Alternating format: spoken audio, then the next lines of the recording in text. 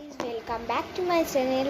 তো আমার কাছে এরকম একটা বটল ছিল। ওকে, তো এইটা আমার এখানটা জাম হয়ে গেছিলো, তার জন্য এরকম সেম বটল আমি একটা নিয়ে নিয়েছি মুখে মাখার জন্য। আর একটা রয়ে গেছে। এই জায়গাগুলোকে আমি এটাকে ভালো করে ক্লিন করে নিয়েছি বটল দিয়ে। পাইপটাকে আমি এর মধ্যে রাখবো হচ্ছে ওয়াটার, মানে ব্লু, কি নাম এটা, গুলাবরি।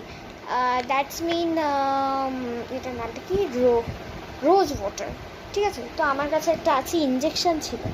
1 minute wait. হ্যাঁ, এই যে আমার কাছে একটা ইনজেকশন আছে। প্রথমে আমি এই গুলাবরি ওয়াটারটাকে একটু টেস্ট করে নেবো, মানে মুখের মধ্যে টেস্ট না, সায়েন্স ল্যাবের মতো টেস্ট করার কথা ভাবছি, কিন্তু খুলবে না। তো আমি কি করা যায়, দাঁড়ায়। তো আমি ভাবলাম যে প্রথমে আমি এটাকে একটু নিচের মধ্যে রাখি। হ্যাঁ, এবার এটার উপর দিয়ে এটাকে টানবো।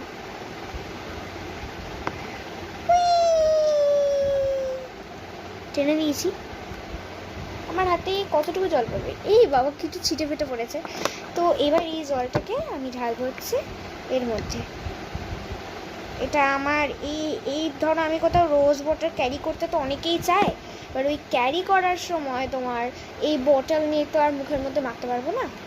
একটা স্প্রে মতো থাকলে না কিছু, সব থেকে বেশি ভালো হয়।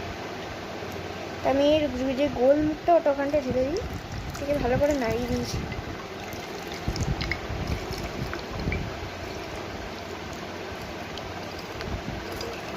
এটা ভরুক, ততক্ষণ তোমরা একটু ওয়েট করো। এখন ভরে গেছে, এটাই এখন এতটা জল চলেছে, এতটা ছিল কোনো ব্যাপার না। আমি নিচটা একটু মানে গামছা দিয়ে মুছে দিচ্ছি, বাঙালির গামছা ভালো করে মুছে দিই।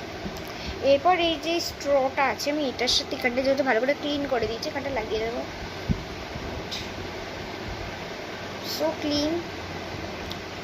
আর এটা তো পুরো ভরে গেছে।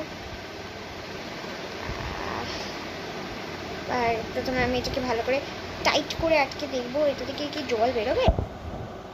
বেরোচ্ছে, আমি আমার স্কিনের মধ্যে লাগাতে পারবো, খুব ভালো জিনিস এটা। বাথরুম লাইট, এটা সো কিউট।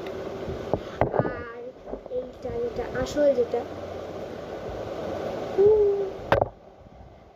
True cute.